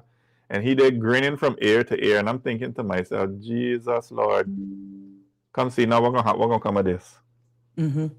right? Like, I mean, what? I'm not saying that you can't have age differences, but like, what are you doing with somebody 40 years? You're like, what are you gonna talk about? 40, 30 years, you're junior. Yeah. That's a wide gap. And I've seen some statistics where it says marriages and unions normally don't last if the age gap is more than 10 years, I think was what I saw. Mm-hmm, mm-hmm. And that the older the relationship goes, and you would see that age into that person, the elder one becoming more. And some actual persons, some men and women prefer older persons. Who are we to draw the line to say whether it should be 10 years difference, 12 years difference, 25 years? And some of them, you can see them a mile away, where it is opportunistic and they're taking advantage of these people. But genuinely, some guys do fall for older women, and some women do fall for older men. But what you're highlighting is the obvious, where certain cultures definitely come, and they come with an agenda. And yes, it kind of makes you wonder what's going on in their headspace, that you're just being used. I mean, I don't know. A blind man can see it. Children on the Far East Coast of China without Wi-Fi can call some of these. The blind children in China, put it all together. Yeah, but that even worse. You see what I'm saying? Children can see it. Exactly. So you kind of ask, why? How do they get there? And these persons, you will see it being in an immigration capacity. And the law pretty much doesn't allow you to say something is wrong, and they will come there and they will defend it. You understand? Mm-hmm. Andrew made a well point here. Look at Cher. She's 77 years old and her boyfriend is 37. But what's the operative word in what Andrew said? Boyfriend. Boyfriend. I got no legal status. And I'm sure if Cher were to marry said boyfriend, a whole slew of prenups gonna be in place, because Well, maybe she didn't get married for the very same reason, the obvious. Maybe she hasn't gotten married because of the very same reason, the 77 versus the 37. I think, well, I mean, at that, I mean, in my view, I mean, in any relationship, right, there has to be, relationships are the medium of exchange for value, right? As Sandra said earlier, like, why am I going to get with you if I have nothing to gain out of this? And now that can be material. It could be, you know, somebody who loves me. It could be companionship. It could be, you know, great sex. It could be any number of things that you're getting out of the relationship. But everybody gets something out of a relationship. So if it's a case where, you know what, I'm 65 years old, and you know I get with somebody who is in her 20s or her 30s, you know, she's in the prime of her life, she's in the prime of her beauty. I just looking for some like companionship, and she's probably looking. I mean, you just have to accept it for what it is. Yeah, yeah. Maybe both of That them are point. helping each other in this way. I mean, Both of them are having hello. that. And Exactly. She doesn't feelings do need grow. him for his money. And so, as Jim said, Andrew Campbell both have an agenda. They probably have an agreement. Good for them. They make it work. They make it work. And there are a lot of other persons as well in the celebrity world that there's a huge age difference. And on the surface, it looks fine. But you really, it honestly, you got to wonder, is there a hidden agenda, or how can it work? Can true love really exist with a 45, 50-year difference, 35-year difference? You know, can it really be real? Who are we? Or it's out of pity. But I think, I mean, and you can put all the legislation and all the regulations in the world on it, but I think it's going to come down to whether we as a people value our citizenship enough to safeguard it and not just give it willy-nilly to people. Take time dating somebody, and there's no pressure. Well, there shouldn't be any pressure to, you know, jump into marriage. I mean, as Sandra said earlier, and as you said earlier, it's something. Marriage isn't easy. It's easy to jump into, but it's not easy to maintain. It's certainly harder to jump out of, right? So take your time, get to know the person, especially if they're not from here. I'm not saying that you can't, that you don't love them, or that your feelings are not genuine, but don't rush into it. Don't rush into it. I remember I had a schoolmate. Her mother married a man from a certain. I don't want to call any countries because I really don't want to single. Yeah, out we don't anybody. want to get in there. I don't want to single out anybody. Right. Came from a certain country in the Caribbean. Had, you know, the husband was there and thing. The mother was sick. And then when the mother died, within the next week, he had the woman from the same country come in and take over. And because he's the husband, and there was no, and the woman died intestate, the administrative law, you know, he's the next person who gets it. So he got the house, brought the woman from where he came from to come and live there, and kicked the girl out. And kicked my client. You see, that infuriates people. You know, because then it begs the question, I wonder if there was always a relationship going on. Probably, but I mean, what I say that to say to the people who are listening, you know, this is a reality. Be mindful that this is a reality. There's always that possibility that this person coming from Timbuktu or coming from Mars or coming from wherever has an agenda. So take your time. There's no rush. And if you know, their time here is coming to term, you know, like they have to leave, otherwise, you know, you gotta get married, have to leave and thing. I mean, really sit down and weigh out whether you really want to be with this person. I mean, given that, you know, your citizenship is something that is sacred. Citizenship to this country is really sacred. I mean, because when you bring somebody in, I mean, yes, it's you and them, but it's you and them and the government and the society that's in this in which you bring them in. Because when you have children with them, right, the children are going to go out into the schools, and they're going to interact with your neighbors, and they're going to interact with people. So anyway, I see. On WhatsApp, it was shared. Someone shared with me. The person said, "Slog, take time to know her." You know, and yeah, it's really interesting. But do you feel, not calling nationalities, that we are probably we're speaking from the Caymanian perspective now. We are so in a bubble that we don't see the red flags in other persons from other countries because we only see the good in people or want to see the good in people. It goes back to a statement that you made about being able to identify certain red flags if you're dating someone, let's say for 2, 3, 4 years, whatever the dating time is, that there's some red flags that could come up.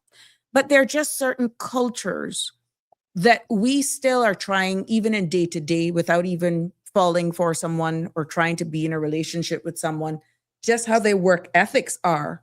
We're confused because of how we are wired here as Caymanians. Do you feel that that is playing a negative part on us as well? Because if I'm coming from a country where I could do whatever it takes for me to not go back to that, because the Cayman Islands provides a lifestyle, an income I can send back for my family, I'm going to conform myself to make sure I can survive in this environment if it means faking it till you make it with somebody. And that faking till you make it is what we Caymanians don't see, because we go in, we give it all from the get-go. Do you feel that is why so many of us Caymanians are feeling that we are then taken for advantage through the immigration system? And that's why there's so much hate and harboring in us, because we just get played. And this is all genders, because I've seen it happening from the men and the women. So to understand, you're asking if we live in a bubble? Is that? If how we're thinking, not being able to identify, let's say, people from Europe, from other countries within the region, that they're, even though we're close, how we view relationships, what is a norm, let's say in BVI is not a norm here with just how we're wired. What's a norm in Jamaica may not necessarily be. I didn't want to go there, but you understand what I'm saying? What is accepted in Trinidad is not accepted by us, and we can't see it for what it is.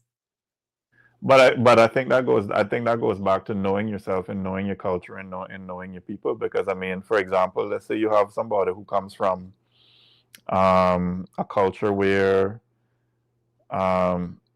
men are expected to be dominant and the woman is expected to be silent and meek and mild and stay at home and that kind of thing. And that's just not our history as a people.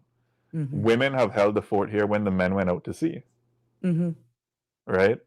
But for those countries who are coming here, remember, we have how much 1,000 work permit holders, meaning they're imported persons. We are here, never gone anywhere, maybe besides college or university, and we still come back home. Caymankind, we Caymanian. What is instilled in me and you, guess, is totally different from someone who was raised up, came here through an invited request of an approved work permit or a government contract from a different country, different cultures, different way of life, different way of survival, that we miss it because of who we are. It's almost hard to describe, because it almost feels as though when you hear the stories, you see some of the cases, it's as though we as Caymanians continue to get suckered by expatriate partners who we choose or whatever was selected that went bad. But this is where, but I mean, this is where I say that, you know, we as a people, we have to take responsibility too. I mean, because people can only sucker you for so long until you really are a sucker. Right? I mean, there's gonna be, because I can't think of any culture or anybody coming from any culture where if you're dating them, that if they're dating you for other reasons other than, or for no other reasons besides the fact that they love you and they want to, I mean, they might have, you know, it might be nice if I get to stay here and get status here and thing, but if there's no love, if there's no genuine attraction or love to you, it's gonna show. There's gonna be inconsistencies between what they say and what they do. They're gonna be certain tactics to get you a loan from your family and your friends. I mean, there's gonna be some form of financial manipulation. right? And especially if there's someone who comes on to you really fast in the beginning and don't really leave any room for you to think, right? That you're going to see these red flags: blame shifting, lack of accountability, controlling behavior disguised as tradition. Back where I come from, women are to be silent and, men are to be down. Well, to hell with that, but that's not how we are here. That's not a part of our culture. And I mean, you just have to, I don't know. I mean, I don't think. Yeah, you caught a blind Ooh. spot right there, like I did. Yeah, it's Ooh. hard to really say it, but Andrew makes a very valid point here, and I'd like to get your Andrew's on opinion fire, on this. man. Andrew says, arrange marriages with certain cultures. I am not agreeable with, but I respect their custom and culture. In most cases, they stay committed due to respect. What's your take on that one? I mean, I don't see anything wrong in what he said. I'd like you But to if give they Denver. arrange marriages based on their culture, the mere fact that it is arranged because of a culture, do you think they stay together for the mere fact that that's their culture and then they grow to love each other? Because I've seen some clippings in these cultures that the first time they're even seeing their partner for life is on the day of their wedding, their nuptials. Yeah, but that's because in those cultures, right? They marriage isn't just about, the happiness of two people. It's about the bonding of two families. So usually in those cultures, they put certain structures and certain support systems in place to ensure that the couple stays together, because this isn't just Sabrina and Alfred, this is the Turners and us coming together as a family for whatever reason. Whereas in the West, we tend to marry for love, romance, individual freedoms, and the fairy tale wedding. And the fairy tale wedding, and we see what the divorce rate is like in Western countries versus those kind. I mean, no system is going to be perfect, but I mean, I've heard it said that love, while it may not be as may not be as exciting as passion in the woods or somebody that you have a crush on or that kind of thing, but I've heard that arranged marriages, love does grow, and it's a stronger love. It lasts longer. Got an interesting suggestion here from a WhatsApp person saying I should ask the Ministers Association to come and talk about what God has to say about marriage. Very interesting. That's a good. I must stay out the God shot. I must stay out the God. Very well, very, very well, very well. Jim says, and also with some arranged marriages is bringing the two families' money together. And you know what, Jim? A lot of that, no man, a lot of that as well, Jim, is to keep a certain classism. And for, Jim, I think you're going someplace.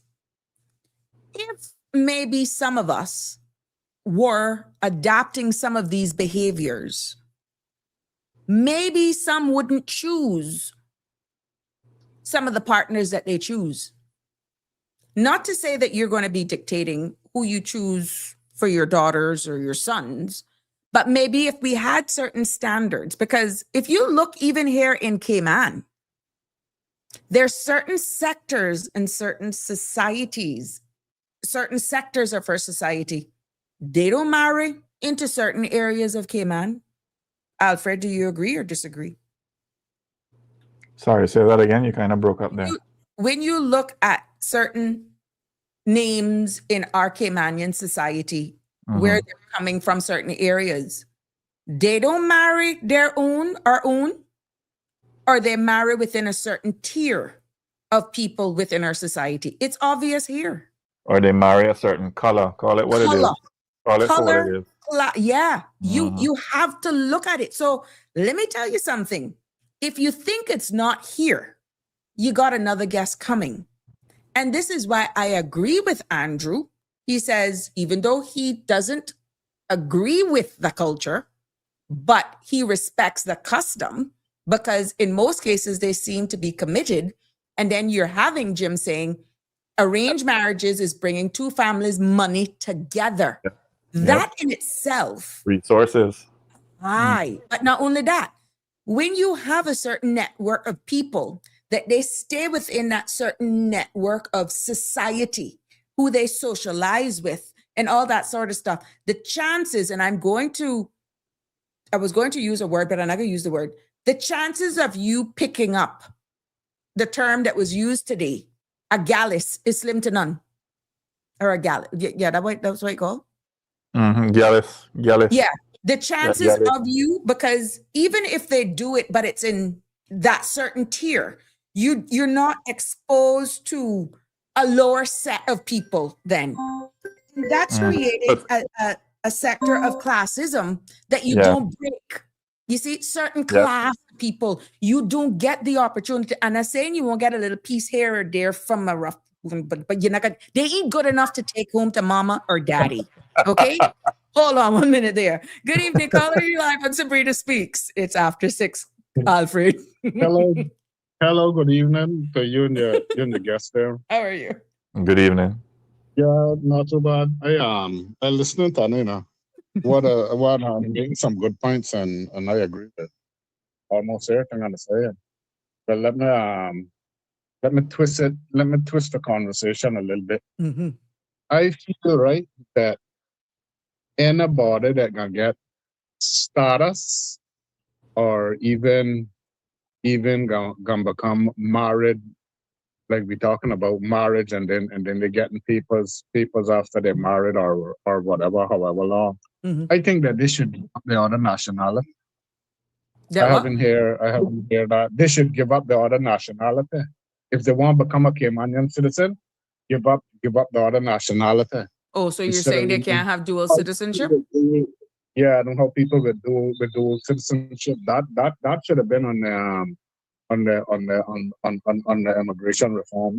But that's constitutional as well, because we're a British overseas jurisdiction, and that is not covered under the immigration law.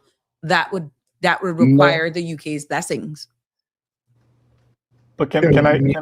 Okay, you're already a UK citizen, is what I'm saying. Then I'm not saying you're already a British overseas citizen. Yeah. So anybody that isn't a British overseas citizen, if they want to become a Caymanian or a British overseas citizen from Cayman or whatever, they shouldn't have another. They should just give up the other nationality.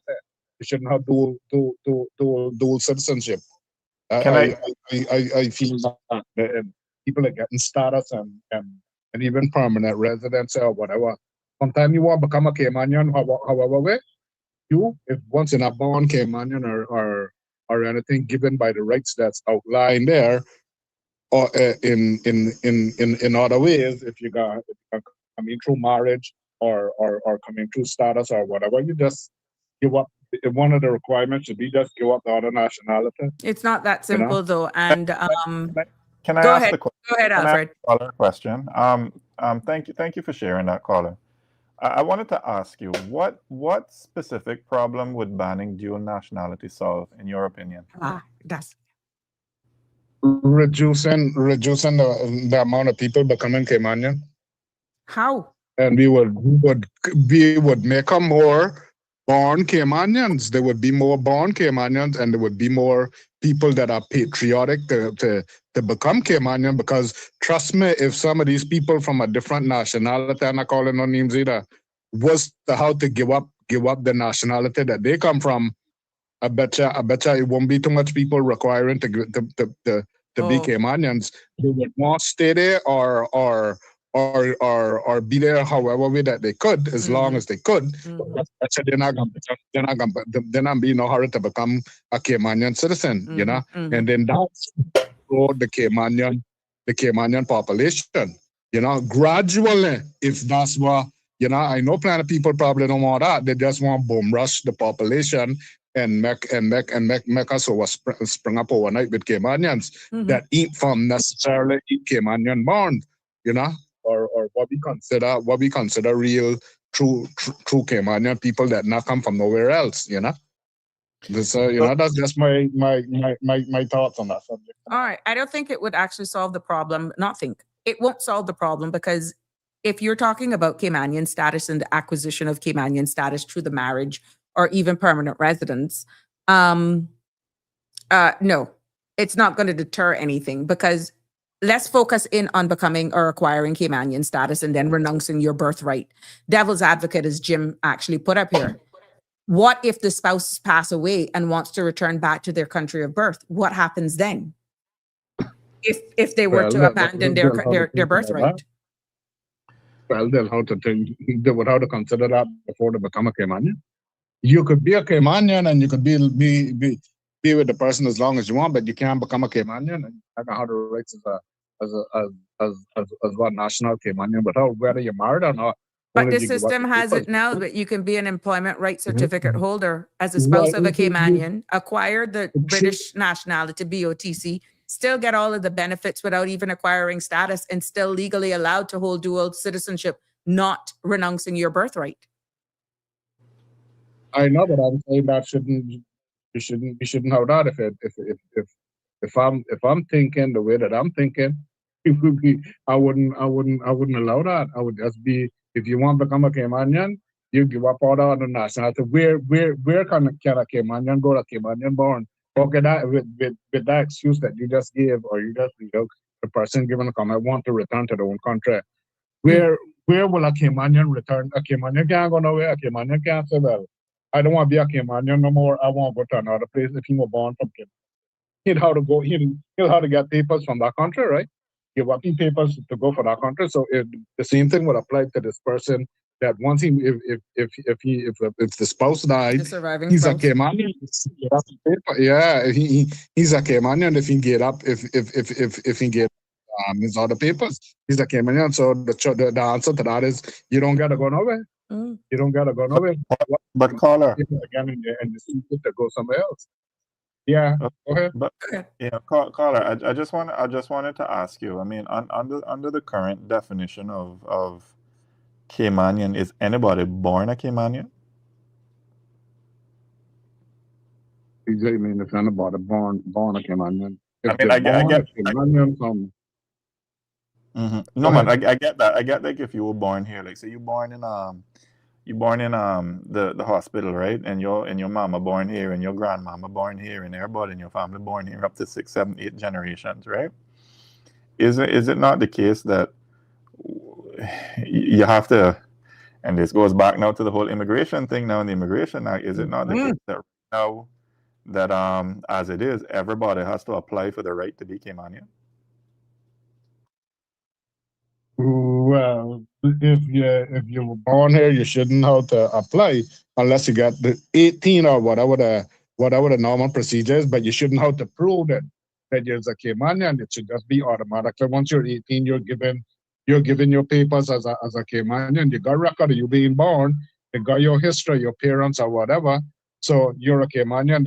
All that's supposed to be archived by the Cayman government so that they would know each individual. Now, if you're born from a foreign parent or whatever, and they situated here according to the law that is lined out, I'm not gonna problem with the law that is opposed now, and I'm just saying this should have been something added to it too. What I'm talking about, I don't think you're gonna get support for that. That people should renounce their birthright in order to acquire Caymanian status. Trust me, it might sound pathetic, but trust me, some people would agree with me. A lot of people would agree with me too, and trust me, that would reduce the expat population becoming Caymanians. Trust me that it will, you know. All right, then I just what's your take then with that frame of how you're thinking? What would you support independence for Cayman? Because what's your take on the Cayman becoming independent? Not at this time. We far behind. We're 20 years behind independence for us to think about it. We got walk towards it now. We got put things in place now. Maybe 20 years we'll be there. But at this situation, it would be crazy for us to go independent. Okay. We'll be worse than the worst third world country that there is now.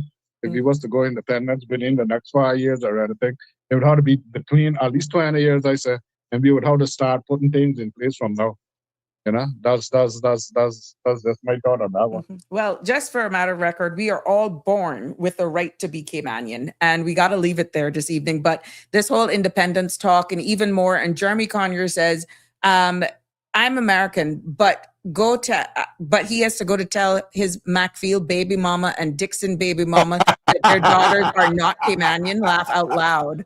Yeah, so that is a bigger conversation. But a caller, not to discredit your comments, because we appreciate you calling in. You always you always put a different spin to things, and that's why this space has to look and explore your suggestions. It may not go anywhere, but yeah, you are right. Probably people are saying exactly what you've said here today. You know, just put it out there. I don't think it will stick, though. It will not, because the United Kingdom does control nationality, and unless we become an independent jurisdiction, that's not going to happen. Yeah, I agree, but I put it out there. I mean, I have been told before. I think ahead of my time, so I know that's ahead of my time, and it might sound nothing wrong with sharing your views. We need more people to share Danny's their ahead views. of his time as well. Danny's ahead of his time. He's just not understood. He's just not understood.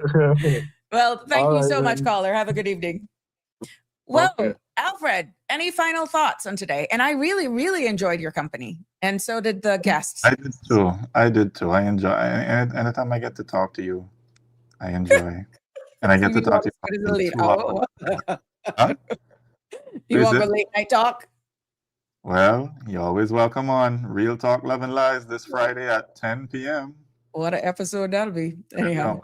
But I don't want Sabrina. I want LaQuisha. You want LaQuisha? But you see, I can show my face. It is what it is. But I want to thank you so much for agreeing to coming on Sabrina Speaks this evening, and for adding a different layer, a different perspective. And I'm quite sure people love the collab. And we appreciate you. And definitely, yes, Friday evening is your show. And I tune in, even though sometimes it's after the fact. But I do enjoy where you're going with it. I want to thank everyone for tuning in and weighing in on their opinions as well. But thank you so much, Alfred, for joining me this evening. And I hope that you will not be a stranger. Thank you for having me. And good night, everyone. Good night, Sabrina. Good night, Cayman. Good night. Friday, 10 p.m. Yes. Thank you. There you have it, ladies and gentlemen. We've come to an end of Sabrina Speaks. Thank you all so much for sticking with us this evening. And tomorrow will be another interesting topic, again, steered by you. And as we continue to follow all the news developments that's happening in our area and around the world, and we will definitely continue the conversation as it relates to immigration, because this is the consultation phase, and I'm not going to shut it down. I'm going to allow you all to participate. And if there are any questions or concerns that sparked about any of the things that are actually stated, by all means, please send me a WhatsApp, or you can call in and be a part of the discussion. As usual, it has been my pleasure bringing you this episode of Sabrina Speaks. I welcome you back tomorrow. Sabrina Speaks is brought live every Monday to Friday from 5 until 7, going over a little later this evening. I think people are looking for that episode with me and Alfred to see the other side of Sabrina, but who to tell? We can make it happen. As I usually leave you, I want to wish you a very good evening. God bless, be safe, and as usual, love you lots. Take care. Good night. See you tomorrow. That's a wrap for today's edition of Sabrina Speaks. Thank you for tuning in and for being part of the conversation. Remember, the dialogue doesn't stop here. Stay engaged, stay informed, and most importantly, stay empowered. We'll be back tomorrow at 5 p.m., same time, same place, right here on CMR TV and radio, where your voice matters and your truth is heard. Until then, Cayman, take care of yourself and each other. That's it for today's edition of Sabrina Speaks, where your voice matters, your story counts, and your truth is always welcome. Join us weekdays from 5 until 6:30 p.m. right here on CMR TV as we dive into the topics that matter most to you. Catch the show live or on demand at cmrtv.com. And don't forget to follow us on Facebook, YouTube, and Instagram so you never miss a moment. Until next time, stay informed, stay engaged, And always, speak your truth.